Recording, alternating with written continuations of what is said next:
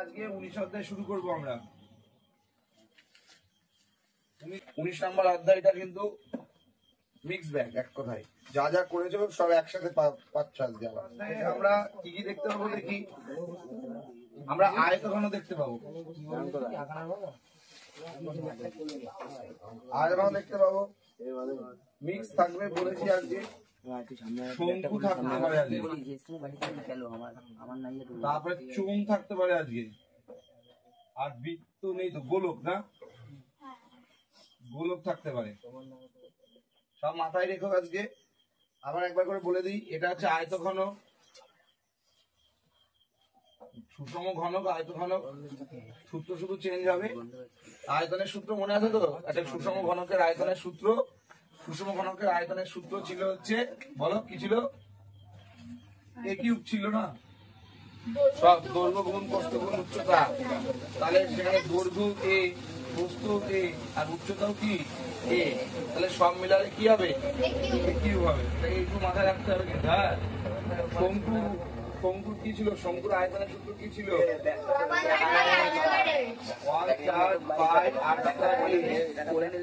কথা হবে না।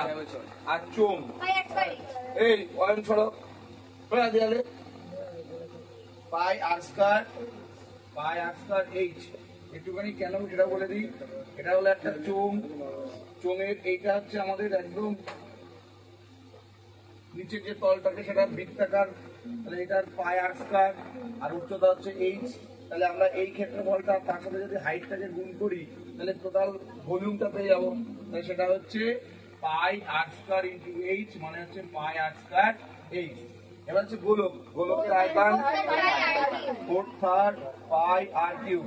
গোলককে বলছে আমরা স্ফিয়ার, স্ফিয়ার হচ্ছে একটা ফুটবল কিংবা একটা শর্টপাট খেলার বল, তো এটাকে বলছি আমরা 4/3 পাই আর কিউব। কি বলছি? 4/3 পাই আর কিউব। তাহলে আমি এখন যেগুলো বললাম প্রত্যেকটার আয়তনটাকে টাচ করে বেরিয়ে গেলাম একটু।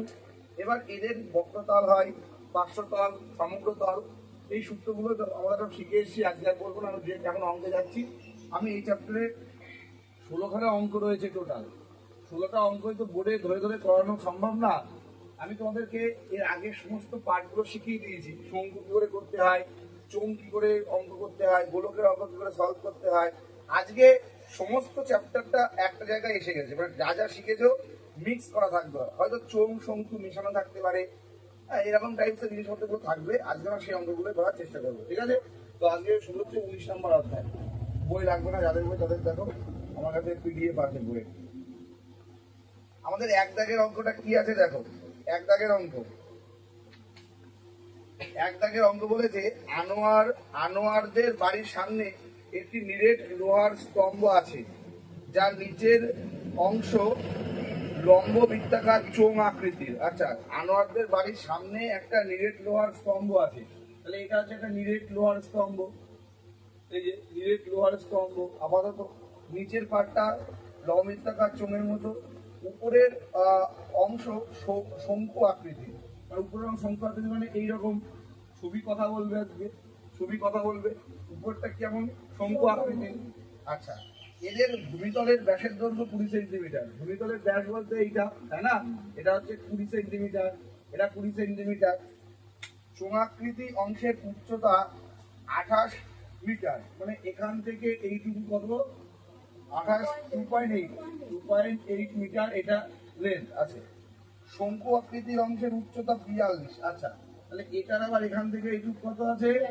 এটা আবার আছে হচ্ছে 42, কত? 42 সেন্টিমিটার। এক একটা এক এক রকম এটাতে আছে। থাক, এবার বলেছে 1 ঘন সেমি লোহার ওজন 7.5 গ্রাম, মানে এর ভিতরে যতটা লোহা আছে তার 1 ঘন সেমি, 1 ঘন সেমি লোহার ওজন কত বলে দিয়েছে? 7.5 গ্রাম। এই অঙ্কগুলো কিন্তু বিভৎস আকারে ব্রেনটাকে কাজে লাগাতে হবে। তোমার মাথাটাকে একদম 360 ডিগ্রি অ্যাঙ্গেলে ঘোরাতে হবে, 180তে ঘোরালেও হবে না, মানে যথেষ্ট ইম্পর্টেন্ট। ঠিক আছে? এবার শঙ্কুর মধ্যে কি ঢুকে গেল? চোঙ ঢুকে গেল, বুঝতে পারছো তো?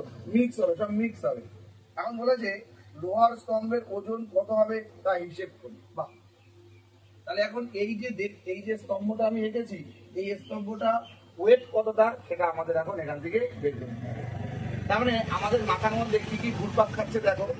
আমরা একটা স্তম্ভ পেয়েছি যার নিচের পার্ট দেখতে চোঙের মতো আর উপরের পার্ট দেখতে শঙ্কুর মতো। কি ঠিক বললাম তো?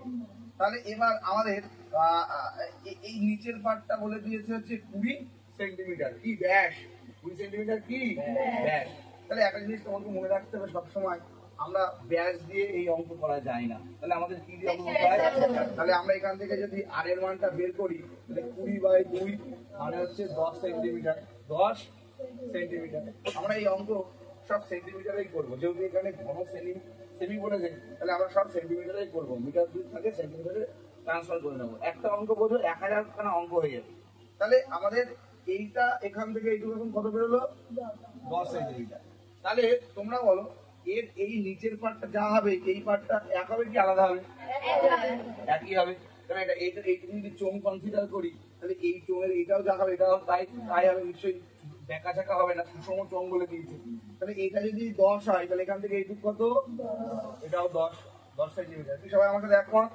তাহলে উচ্চতা হচ্ছে 42 সেন্টিমিটার আর এই ভূমিটা হচ্ছে 10 সেন্টিমিটার। তাহলে আমাদের যদি প্রয়োজন পড়ে এইটা বের করার, আমার সেটা বের করতে পারবো তো? আর যদি প্রয়োজন না পড়ে কেনই বা করবো? প্রয়োজন অপ্রয়োজন বুঝবো তো অঙ্ক করার সময়। তাহলে এবার ভালো করে বোঝো, 1 ঘন সেন্টিমিটারের ভর কত? 7.5। তাহলে এবার আমাদের বলেছে এই পুরো দণ্ডটার ভর কত হবে। তাহলে এই পুরো দণ্ডটার যদি ভর বের করতে হয়, তাহলে আমাদের এই পুরো দণ্ডটার আগে আয়তন বের করতে হবে। কি বললাম বলে যায়নি? তাহলে পুরো আয়তন যদি বের করতে পারি, সেই আয়তনের সাথে 7.5 যদি আমি গুণ করি, তাহলে টোটালটা ভর পেয়ে যাবো। কি আমরা বলে যায়নি যে 1 ঘন সেন্টিমিটার আয়তনের ভর 7.5 আর এত ঘন সেন্টিমিটারের আয়তন? তাহলে এবার আমাদের উদ্দেশ্য হচ্ছে এই টোটালটার আয়তনটাকে আগে রিলিজ করা। এবার তোমরা একটা ভালো করে জিনিস বোঝো, আমাদের এই রকম চিত্রের তো কোনো আয়তনের ডিরেক্ট সূত্র নেই, আছে? তাহলে আমরা পার্ট করবো।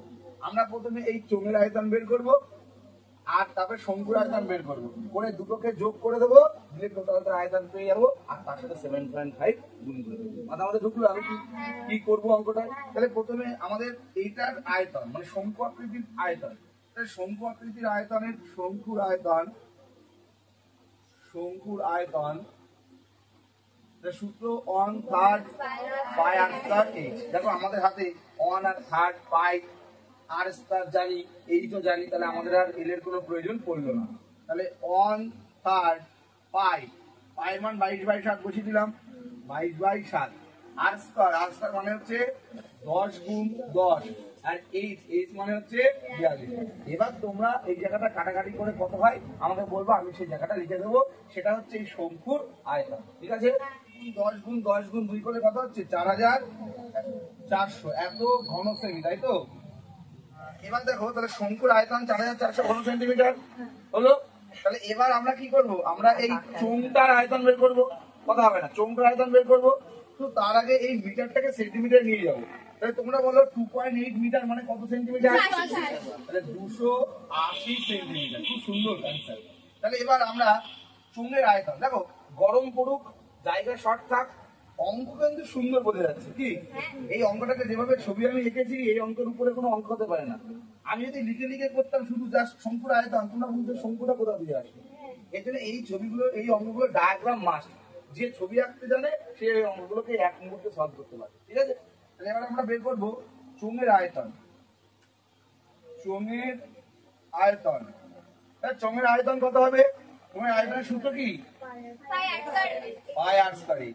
তাহলে পাই মানে 22/7 আর স্কয়ার মানে হচ্ছে 10 এর স্কয়ার, তাই তো? 10 গুণ 10 আর এখানে উচ্চতা হচ্ছে 280। তাহলে 4 7 28 তো। তাহলে এবার এটাকে গুণ করলে হয়ে যাচ্ছে। কত আসছে গুণ করে? গুণটা করে বলো আমাকে কত আসছে? 88,000। কোনটা? মানে 4 ওটা 7 লিখেছে? এটা 4 7 28 40 তো। গুণ কত হচ্ছে? 8800 না 88,000।